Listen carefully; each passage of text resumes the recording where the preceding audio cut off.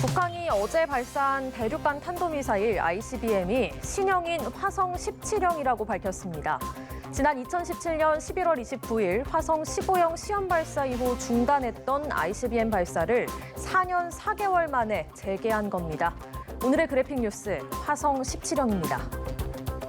북한은 앞서 지난달 27일과 이달 5일 한미가 ICBM 성능 시험으로 평가한 탄도미사일을 발사한 바 있습니다. 이후 지난 16일에도 동일한 기종으로 추정되는 탄도미사일을 쏘아 올렸지만 발사 초기에 공중에서 폭발해 발사에 실패했는데요. 어제 오후 화성 17형 발사까지 북한은 올해 들어서만 총 12차례 무력 시위를 벌였습니다. 어제 북한이 발사한 화성 17형은 지난 2020년 10월 열병식에서 처음 모습을 드러냈는데요. 당시에 길이 22에서 24m, 직경이 2.4m로 추정돼서 화성 15형보다 진일보한 세계 최장 괴물 ICBM이라는 평가를 받았습니다.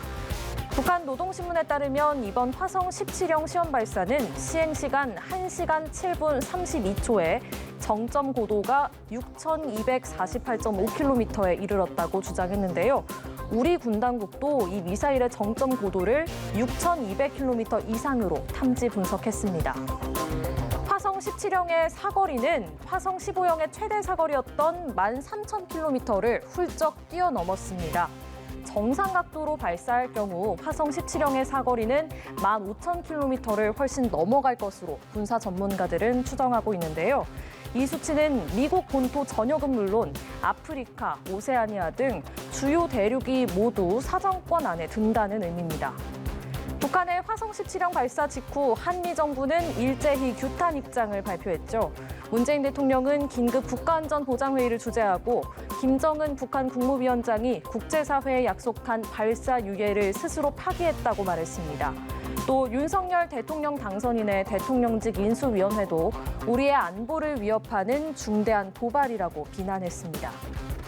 일각에서는 북한의 이번 발사가 군 당국이 대통령 집무실 이전 논란으로 어수선한 틈을 타서 대비태세를 시험한 것 아니냐는 관측도 나오는데요.